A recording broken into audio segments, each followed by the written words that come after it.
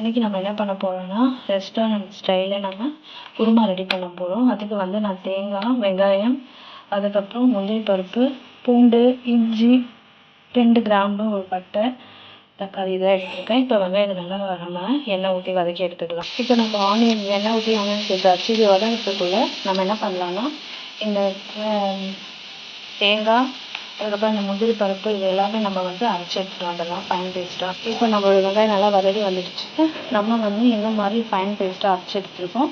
இதை நம்ம சேர்த்துக்கலாம். இப்போ பச்சை வாசனை போகிற வரைக்கும் நம்ம நல்லா இதை வந்து கிளறி விட்டுக்கலாம்.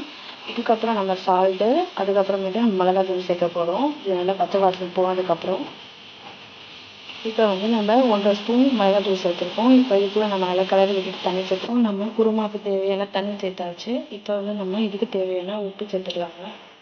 சேர்த்துட்டு கொத்தமல்லி, புதினா போட்டுடலாம். இப்போ கொத்தமல்லி, புதினா சேர்த்துட்டு மூடி போட்டு ஒரு நல்லா நம்ம கொதிச்சு வரணும். நல்லா நம்ம கொதிக்க வச்சு எடுத்துக்கலாம். இப்போ இந்த மாதிரி நம்ம கொதிச்சு வந்ததுக்கப்புறம் நம்ம எண்ணெய் திரிஞ்சு வரணும். அப்போ நம்ம ஆஃப் பண்ணிக்கலாம். ஃப்ரெண்ட்ஸ், இப்போ வந்து நம்மளுடைய குருமா பாருங்கள் இந்த அளவுக்கு ரெடி ஆகிடுச்சுங்க. நீங்களும் வீட்டில் ட்ரை பண்ணி பார்த்துட்டு எப்படி இருக்குன்னு எனக்கு கமெண்ட்டில் சொல்லுங்கள். மறக்காம நம்ம சேனலை சப்ஸ்கிரைப் பண்ணிடுங்க.